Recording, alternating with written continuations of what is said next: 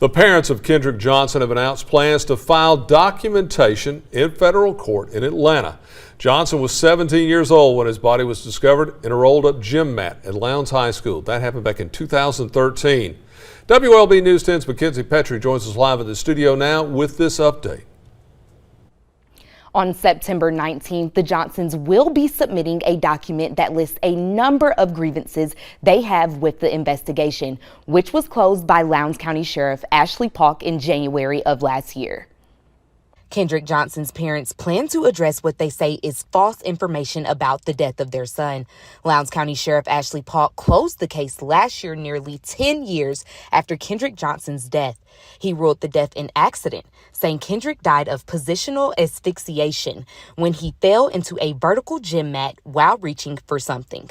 Last year, WALB sat down with Sheriff Paulk, and he explained why he feels 100% confident that there was no foul play in the case. First autopsy was GBI, and it said positional asphyxiation accident. Approximately 2 years later, he was exhumed, and it was a paid-for autopsy by Dr. Anderson.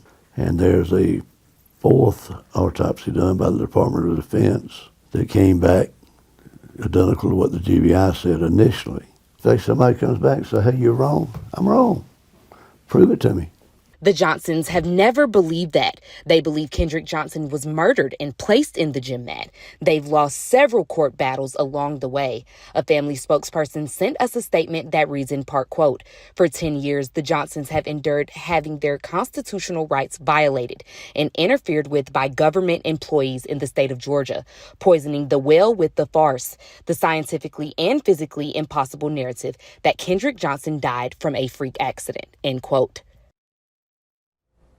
The Johnsons say they will take this fight all the way to the U.S. Supreme Court if necessary. Reporting live in studio, Mackenzie Petrie, WALB, your hometown news source.